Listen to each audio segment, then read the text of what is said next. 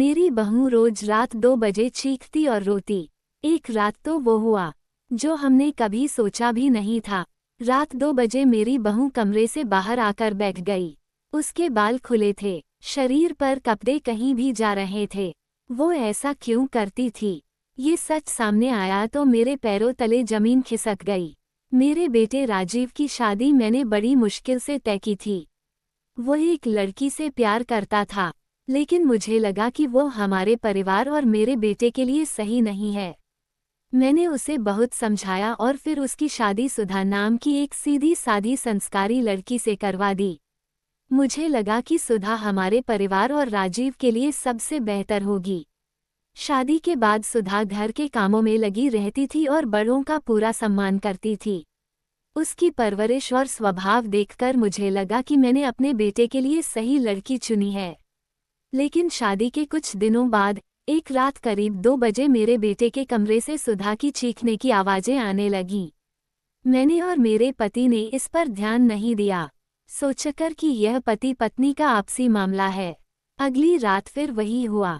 सुधा की चीखें सुनकर मेरी बेटी डर गई और हमसे सवाल करने लगी।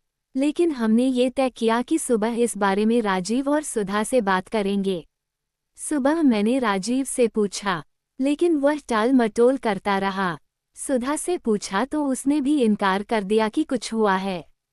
उसकी आंखों और चेहरे की थकान साफ दिख रही थी कि वह रात भर सो नहीं पाए। फिर भी हर रात वही घटना होती रही। सुधा की चीखें सुनाई देती और हमारा पूरा परिवार बेचैन हो जाता। एक रात सुधा अचानक अपने कमरे से बाहर आकर चौक में बैठ गई। उसके बाल खुले हुए थे, कपड़े अस्त व्यस्त थे और वह जोर जोर से रो रही थी। ये देखकर हम सभी डर गए। राजीव ने बताया कि यह हर रात होता है और सुबह सुधा को कुछ भी याद नहीं रहता। सुबह मैंने फैसला किया कि सुधा को उसके मायके भेज दूंगी। राजीव ने सुधा को उसके घर छोड़ दिया और वहां की स्थिति साफ की। सुधा के परिवार ने कहा कि उनकी बेटी कभी ऐसा व्यवहार नहीं करती थी। मैंने खुद को कोसा कि मैंने शायद राजीव की शादी ठीक से नहीं सोची। 3 महीने तक सुधा मायके में रही। राजीव ने साफ कहा कि वह सुधा को वापस नहीं लाना चाहता। लेकिन फिर एक दिन सुधा खुद अपना सामान लेकर हमारे घर आ गई। उसने मुझसे कहा, माँ जी, मैं जानती हूँ कि आप क्या सोच रही हैं, लेकिन सच सुनिए। सुधा ने जो बताया वह सुनकर मेरे पैरों तले जमीन खिसक गई। उसने कहा कि यह सब नाटक राजीव ने उसे करने के लिए कहा था, ताकि वह हमारे घर से डरकर चली जाए और वे दोनों अलग रह सकें। राजीव चाहता था कि सुधा परिवार से अलग होकर बड़े शहर में उनके साथ रहे। सुधा ने पहले मना किया, लेकिन जब राजीव ने उससे बात करना बंद कर दिया तो उसने उसकी बात मान ली। सुधा की सच्चाई सुनकर मुझे बहुत दुख हुआ। राजीव ने गुस्से में कहा कि उसने सुधा को सिर्फ मेरे खिलाफ बदला लेने के लिए ऐसा करने को कहा था। मैंने राजीव से साफ कह दिया, इस घर में मेरी बहू रहेगी।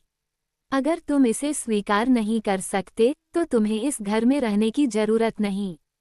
धीरे धीरे समय के साथ राजीव सुधा को स्वीकारने लगा। मैंने अपने बेटे के लिए सचमुच हीरा चुना था, लेकिन शायद मेरा बेटा ही उसके लायक नहीं था। मैंने सुधा को गले लगाकर कहा कि वह इस घर का हिस्सा है और हमेशा रहेगी। थोड़े समय बाद सब ठीक हो गया और हमारा परिवार फिर से खुशहाल हो गया। कहानी अगर अच्छी लगी हो तो दोस्तों को शेयर कर दीजिए। चैनल को सब्सक्राइब करना मत भूलिए।